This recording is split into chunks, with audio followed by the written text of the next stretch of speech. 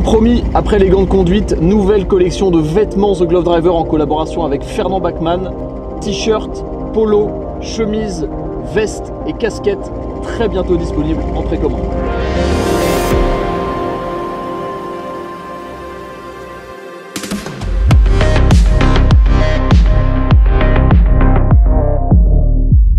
Depuis sa sortie en 2014, la Mercedes AMG GT est la sportive allemande qui veut détrôner la Porsche 911. Connue pour son look extravagant et ses performances, la voiture est la digne héritière de la SLS AMG et aussi la deuxième voiture entièrement conçue dans les usines d'Affalterbach. Mais saviez-vous que depuis sa sortie, il y avait eu plus d'une vingtaine de versions différentes de l'AMG GT? Bienvenue dans mon format Tout savoir sur l'AMG GT. Je m'appelle Erwan TGD, tu peux t'abonner directement à ma chaîne YouTube pour me soutenir et pour apprendre des choses toutes les semaines avec moi sur l'automobile. Tu peux également me suivre sur mes réseaux sociaux sur lesquels je partage du contenu exclusif toutes les semaines. Alors tout savoir sur une marque, une gamme, c'est un format que j'ai créé il y a 3 ans et que j'avais arrêté. C'est essentiellement moi qui vous apprend des choses, qui vous permet d'améliorer un petit peu votre culture automobile. À la base, avant d'être passionné de voitures et d'avoir la chance de pouvoir les conduire, j'étais surtout un gros geek des fiches techniques. Ce format, c'est un peu moi qui déblatère ma science entre guillemets, et aujourd'hui je vous parle de l'AMG GT dans un décor assez exceptionnel parce que on n'a pas un mais deux bolides derrière. Bon, il y en a un qui vole. Derrière moi, la dernière AMG GT 2024 et derrière un Jaguar. Bon, on va pas essayer le Jaguar, mais on va se concentrer sur l'AMG GT. Avant de parler des évolutions de l'AMG GT de 2014 à nos jours, la dernière étant derrière moi, il faut bien comprendre quel était le placement de cette voiture à l'origine et quel était son objectif. L'AMG GT, c'est une voiture qui est venue après la SLS AMG, celle avec les portes papillons, mais qui se voulait être une voiture un peu plus accessible entre guillemets pour les amateurs d'AMG. C'est donc une voiture qui reprend la base de la SLS mais qui passe d'un moteur atmosphérique à un moteur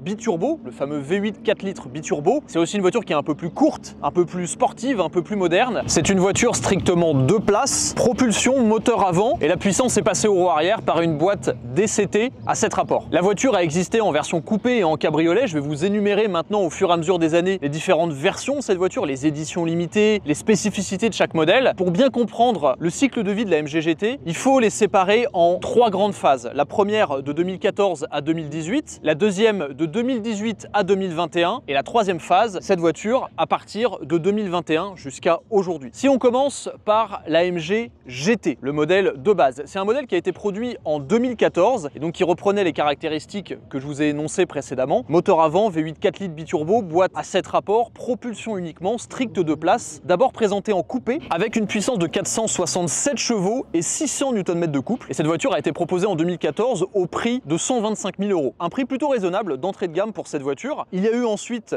une deuxième version, un facelift à partir de 2018 jusqu'à 2021 où la voiture a légèrement gagné en puissance en passant de 467 à 476 chevaux, petite différence, et en gagnant une vingtaine de Nm. Cette AMG GT a aussi existé en version cabriolet à partir de 2016 avec les caractéristiques techniques de la phase 2, donc avec 476 chevaux et 630 Nm de couple. Donc ça c'est le modèle de base, c'est la base. Comment reconnaître une AMG GT? En général, il y a le badge juste GT à l'arrière et pas GTS. GTS c'est la version d'au-dessus. Alors lorsqu'elle est sortie en 2014, l'AMG GTS est arrivée un an après en 2015 avec des caractéristiques forcément avec plus de puissance, plus d'options. C'est le même principe que lorsqu'on passe d'une Carrera à une Carrera S à une Carrera GTS chez Porsche. À chaque fois qu'on monte dans les gammes, on a plus d'options, plus de puissance, plus de performance. Donc la GTS phase 1 de 2015 à 2018, elle développait 510 chevaux et 650 Nm à peu près.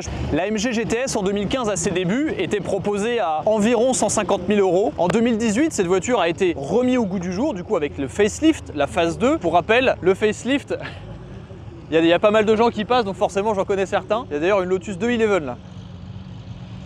Alors on est sur l'événement Cars Up Mach1, on profite de ce décor pour vous présenter d'abord cette vidéo et ensuite dans la vidéo prochaine vous aurez l'essai de la AMG GT. Pour revenir sur la GTS du coup phase 2 de 2018 à 2021 a gagné une légère augmentation de puissance. Elle est passée à 522 chevaux et un peu plus de Nm. Chaque fois ça va être un peu plus de Nm, mais vous allez voir, durant toute la gamme il gagne de 10 en 10 Nm à peu près, c'est à peu près ça. Et la phase 2 a aussi eu les nouveaux phares, le nouvel intérieur, le nouveau volant, etc. Ça c'est vraiment les caractéristiques principales de la phase 2, c'est une évolution, c'est pas un nouveau nouveau modèle. Donc on passe de 510 à 522 chevaux. L'AMG GTS a aussi existé en cabriolet, mais uniquement à partir de la phase 2, donc à partir de 2018, avec les caractéristiques moteurs dont je vous ai parlé, c'est-à-dire 522 chevaux et une voiture qui coûtait un peu plus cher, autour des 160 000 euros. Pour reconnaître une AMG GTS, en tout cas les phases 1, généralement il y a marqué S à l'arrière. Souvent, elles ont des options un peu plus évoluées que la AMG GT entre guillemets de base. Petite anecdote, durant la première année de lancement de l'AMG GTS, il y avait aussi une Edition One qui était uniquement commercialisée pendant la première année de commercialisation de la GTS, donc en 2015, et qui est reconnaissable par son pack aérodynamique, à savoir une grosse lèvre à l'avant et un gros spoiler fixe à l'arrière. Le spoiler fixe, il a été disponible en option après dans certaines phases, mais vraiment pour reconnaître une Edition One, déjà c'est marqué à l'intérieur, et surtout vous avez la lèvre aérodynamique à l'avant qui est assez reconnaissable, et ça c'est uniquement sur les phases 1. On a donc vu l'AMG GT, l'AMG GT Cabriolet, l'AMG GTS et l'AMG GTS cabriolet au fur et à mesure des années. Qu'est-ce qu'il y a au-dessus? Au-dessus, il y a l'AMG GTC. Alors, on va rétablir une vérité. GTC, ça ne veut pas dire GT cabriolet. Parce que vous l'avez vu déjà avant, il y avait l'AMG GT et GTS cabriolet. Mais GTC, c'est une version qui existe aussi en coupé. Alors, initialement, la GTC a été présentée en 2016 uniquement en cabriolet, avec des performances en fait très proches de la future AMG GT-R, à savoir 557 chevaux et surtout les voies élargies et les trains roulants de la GT-R. Innovation aussi assez importante sur l'AMG GTC, elle avait aussi les roues arrière directrices, ce qui faisait vraiment, en fait c'était vraiment comme je l'ai dit juste avant, une GT-R touring quoi, c'est une GT-R sans l'aéro avec un peu moins de puissance. L'AMG GTC cabriolet a d'abord été présentée dans sa première version en 2016. Et la même année, il y a eu une édition limitée qui s'appelle la GTC 50e anniversaire qui célébrait les 50 ans d'AMG. On la reconnaît avec sa teinte noir mat et ses jantes chromées, ces jantes noires chromées qui sont vraiment magnifiques. Juste après, quelques mois après, la GTC coupé est sortie, donc avec les mêmes caractéristiques, les roues arrière directrices, la GT-R Touring en gros, mais en version coupée. C'est une de mes versions préférées parce qu'elle est extrêmement large, elle reprend vraiment les dimensions de la AMG GT-R et surtout d'origine la calandre Panamerica qui donne vraiment un look ultra agressif à cette voiture et qu'on a retrouvé sur les voitures de course et jusqu'aux dernières qui est derrière moi. Donc ça c'est pour la AMG GTC qui est sortie en 2016. Elle a ensuite connu comme toutes les autres le facelift en 2018. En 2018, la GTC Cabriolet et la GTC Coupé sont devenus des modèles à part entière de la gamme en gardant les mêmes caractéristiques techniques, à savoir le châssis de la GT-R, les roues arrière directrice, 557 chevaux et 680 Nm de couple. On arrive maintenant un peu au Big Daddy de la gamme, l'AMG GT-R. Présentée en 2017, l'AMG GT-R, c'est un peu la voiture que tout le monde attendait pour être la cerise sur le gâteau chez AMG. Déjà, la voiture a été présentée, je pense que beaucoup d'entre vous s'en rappellent, dans sa teinte Green L Magno, soit un vert mat ultra criard. La voiture, on ne pouvait pas la louper parce qu'elle avait été développée principalement pour le Nürburgring. Grâce à ses caractéristiques techniques que je vais vous développer, elle a tapé un record, enfin un record non, elle a fait un temps au Nürburgring de 7 minutes 08. Alors 7 minutes 08, c'est quand même assez rapide et surtout, pour vous donner un élément de comparaison, c'est 10 secondes plus rapide qu'une Ferrari 488 GTB, soit une voiture qui a quasiment 100 chevaux, un peu moins 90 chevaux de plus que la AMG GT-R. Alors comment la AMG GT-R a réussi à établir, je vais pas dire ce record parce que c'est pas un record, mais ce temps quand même assez impressionnant. La voiture forcément par rapport aux AMG GT est plus large, elle a des trains roulants différents, elle a les roues arrière directrices et bien sûr plus de puissance, plus de couple, 585 chevaux et 700 Nm de couple, un esthétique assez revu avec notamment ces 3 sorties d'échappement, et oui je dis bien 3 parce qu'il y en a une centrale et il y en a 2 qui sont cachées dans les diffuseurs, mais ça tout le monde ne le sait pas. C'est une voiture qui a énormément marqué les esprits et une voiture que personnellement j'adore. Il suffit d'aller au Nürburgring pour voir que après les GT3 RS règnent là-bas, il y a beaucoup d'AMG GT-R. C'est une voiture qui a énormément de moteur, c'est une espèce de muscle car allemand. Déjà que la AMG GT même de base était déjà assez violente, là la AMG GT-R c'est la version piste concurrente de la GT3, et je dis bien de la GT3 et pas de la GT3 RS parce que la version concurrente de la GT3 RS arrive juste après. Mais il faut quand même préciser que la AMG GT-R a aussi eu droit à sa version cabriolet, limitée à 750 exemplaires, qui est sortie en 2018, je crois. Il y aura une astérisque sur l'écran si c'est pas le cas. Mais ouais, la AMG GT-R a existé en cabriolet. C'est une édition très rare. Je comprends pas trop à quoi ça sert parce que avoir une voiture de piste cabriolet, bah forcément on perd tous les intérêts d'une voiture de piste, mais c'est un collector. Et voilà, pour celui qui veut se faire brasser les cheveux et les lombaires, et ben voilà, la AMG GT-R cabriolet, ça existe, il faut le savoir. On passe ensuite, du coup, je vous ai dit que la GT-R c'était la concurrente de la GT3, à la concurrente de la GT3 RS. Et la concurrente de la GT3 RS, c'est l'AMG GT-R Pro. Prenez une GT-R, garder la même puissance, aiguiser encore plus les trains roulants, mettez plus d'aérodynamisme et enlevez du poids, vous avez l'AMG GT-R Pro. De mémoire, c'était pas une voiture limitée en nombre, mais c'était quand même une voiture limitée dans la production, on en voit très peu. Le meilleur endroit pour en voir, c'est au Nürburgring, parce qu'il y en a quand même pas mal. Elles sont caractérisées par un diffuseur avant plus large, des roues spécifiques, elles ont quasiment toutes les baquets et l'arceau à l'intérieur, un aileron plus large, plus d'aérodynamisme à l'arrière au niveau des plaques qu'il y a sur les côtés et du diffuseur, et aussi un badge GT-R Pro avec un petit damier vert avec marqué Pro à côté du GT-R.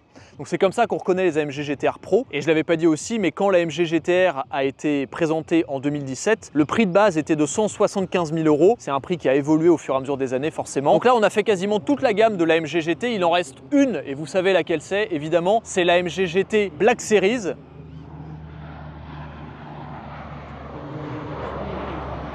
Voilà, au moment où je parle d'un avion, il y en a un autre qui apparaît, c'est quand même bien. C'est quoi, c'est un A400M ça? C'est incroyable ça.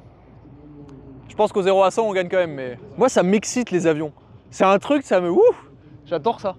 Bon, on dit ça devant un Jaguar. Mais du coup, la cerise sur le gâteau, c'est l'AMG GT Black Series. Je vous ai parlé de la GT-R qui concurrençait la GT3, de la GT-R Pro qui concurrençait la GT3 RS. Bah, il fallait une voiture pour concurrencer la GT2 RS. Donc là, l'AMG GT Black Series, c'est la version ultime de route de la gamme AMG GT qui reprend la dénomination Black Series. Ça peut d'ailleurs être l'occasion de faire un tout savoir sur la gamme Black Series, parce qu'il y a quand même beaucoup de choses à dire.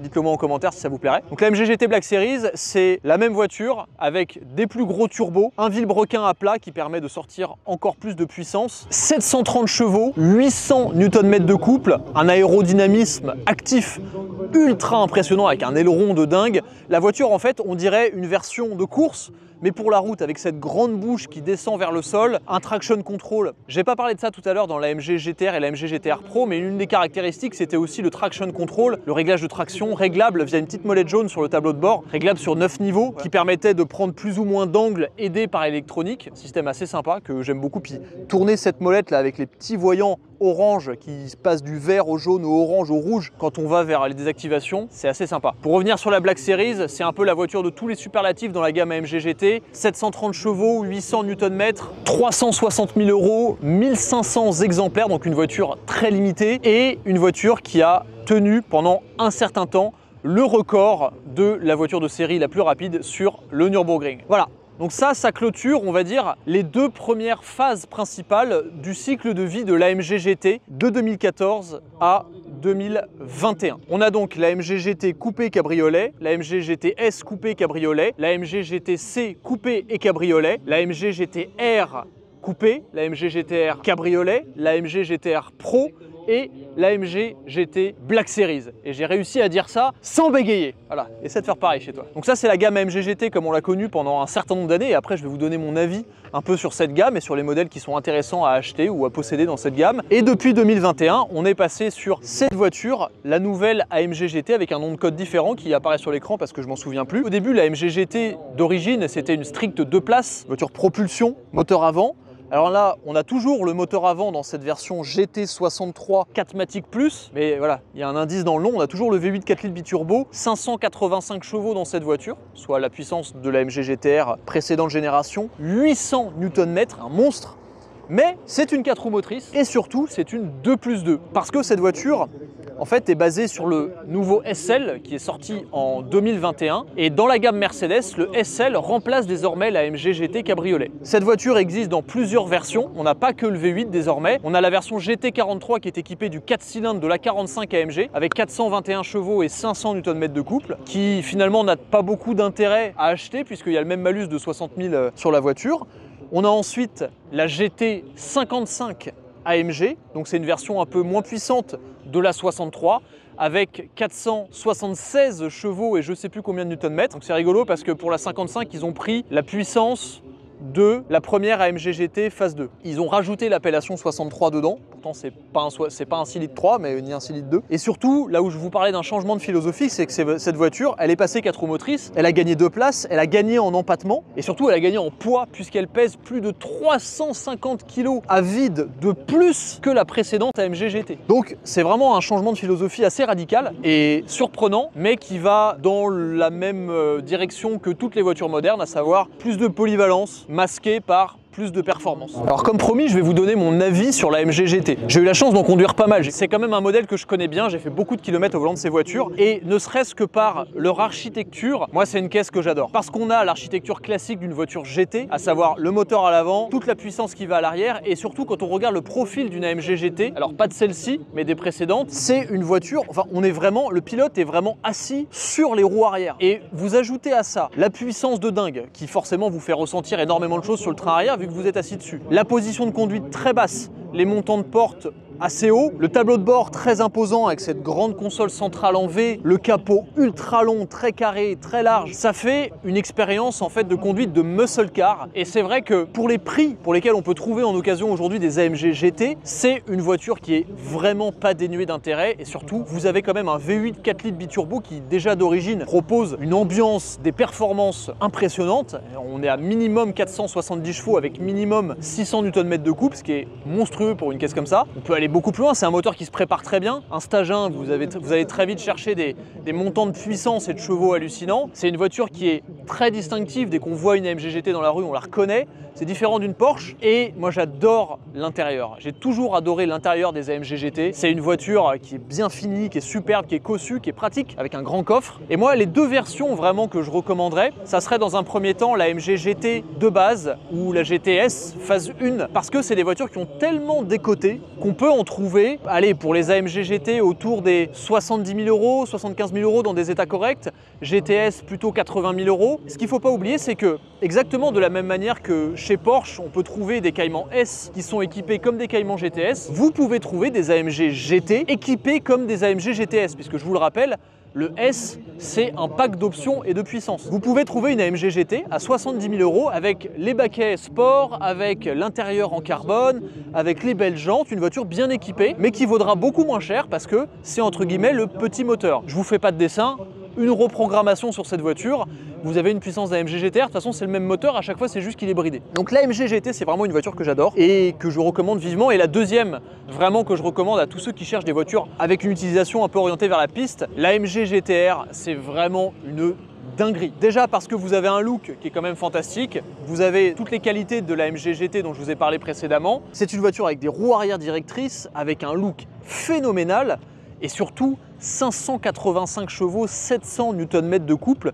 C'est là où vous allez réussir à faire la différence sur circuit pour ceux qui sont un peu matrixés du chrono. Avec des voitures comme des GT3 RS, vous avez une allonge moteur sur ces caisses qui est monumentale. Et ça, la AMG GTR, c'est vraiment une voiture qui est faite pour les circuits rapides, pour les longues courbes appuyées. C'est vraiment une caisse extraordinaire et on peut trouver des AMG GTR à 130 000 140 000 euros pour les premières phases, ce qui est pour le package global un prix vraiment intéressant. Pour finir ce format sur tout savoir sur la AMG GT, il faut évidemment parler des éditions spéciales, des versions de course de la AMG GT. Je vous ai déjà cité quelques éditions spéciales. Au lancement, il y a eu l'Edition 1 qui a été limitée à 1 an de production en 2015. Ensuite, on a eu la GTC coupé et cabriolet 50e anniversaire. On a aussi eu un modèle qui a été développé par Brabus sur la première AMG GT qui était de mémoire qui s'appelait la Brabus 600 GT ou GT 600. 600 c'est pour la puissance. On a aussi eu une version tout à fait extrême.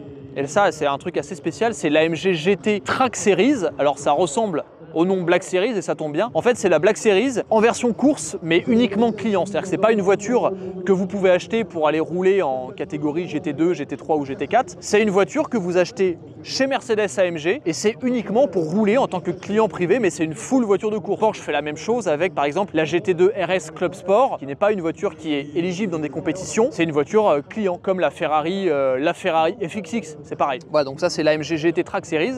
Et derrière, bien sûr, il y a les versions de course.